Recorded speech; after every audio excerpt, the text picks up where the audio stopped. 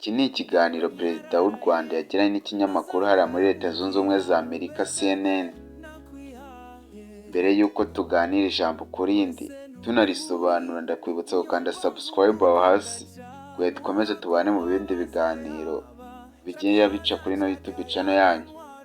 Njye mugiye kubana nitwa Zashi Meza Fresh njye nyirazo. Birumvikana baganiraga ku mutekano muke uri hariya muri Repubulika ya Demokarasi ya Kongo, aho umutekano ukomeje kuba iyanga hariya muri cyane mu burasirazuba bwa Repubulika ya Demokarasi ya Kongo, cyane yuko umutwe witwaje intwaro M23 wamaze gufata Goma mu buryo budasubirwaho.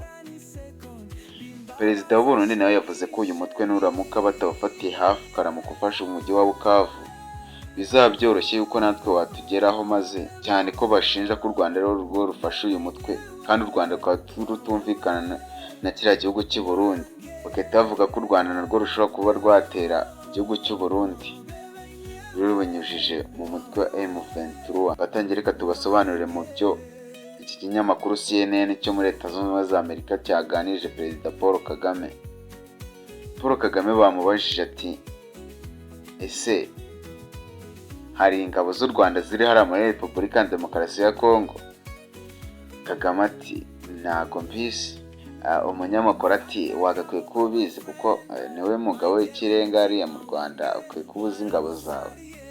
Ati, nibyo koko, ati hari byinshi mba ntazi, ahubwo wagakwiye kumbaza uti, ese umutekano muke uri muri Kongo ushobora kuba wahungabanya umutekano w'u Rwanda, murabyiteguye? Ibyo byo nakubwira ati ndabizi 100%. Perezida Paul Kagame bakomeje bamubaza, ariko burya yajya asubiza ibibazo bamubazaga, umunyamakuru yaguye mu kantu yifata ku munwa neza arumirwa. Mbere ko dukomeza n'ibindi biganiro, iki kinyamakuru CNN cyakomeje kiganiriza Perezida wa Repubulika y'u Rwanda Paul Kagame. Kanda subscribe, urayikinge ino video, unayisharinge